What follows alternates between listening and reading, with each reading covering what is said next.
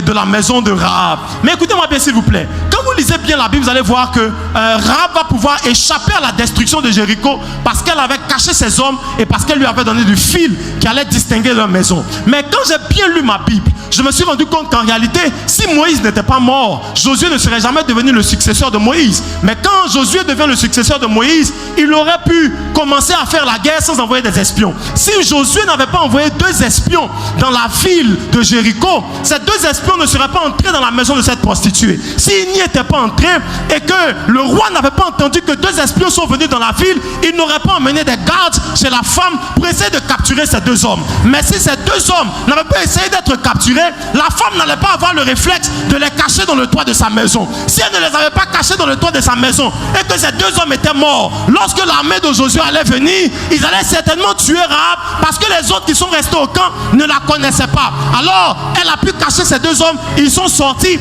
et ça lui a permis de faire un deal avec ces 2 hommes. Si elle n'avait pas passé cet arrangement avec ces 2 hommes, lorsque Israël allait revenir pour prendre la terre, Israël allait certainement exterminer cette femme et toute sa descendance. En d'autres termes, quand Josué disait d'aller espionner le pays, il ne partait pas pour espionner Canaan. Il ne partait pas pour voir comment est-ce que la terre promise était. Il ne partait pas pour préparer la guerre. Il a envoyé 2 hommes pour aller préserver une femme qui était prostituée dans le pays de Jéricho, mais qui devait être l'arrière-grand-mère de Jésus. Si cette femme mourait, certainement que Jésus ne serait pas né.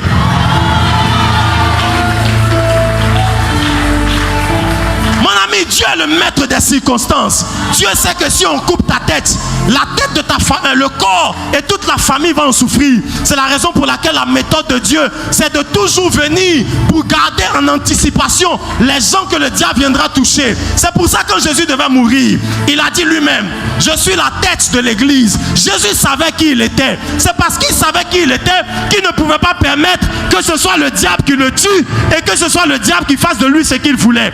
Alors, à la mort de Jésus, on va se rendre compte sur la croix que ce n'est pas le diable qui lui a ôté la vie. Il va dire alors qu'il est sur le poteau du calvaire: Père, Père, je remets entre tes mains mon esprit. Parce que Jésus savait que si le diable avait eu, il allait couper la tête. Et si la tête était coupée, c'est le corps qui allait manquer de tout. Alors qu'est-ce que Dieu fait? En stratège divin, Dieu va prendre lui-même la tête. Il va l'ôter de...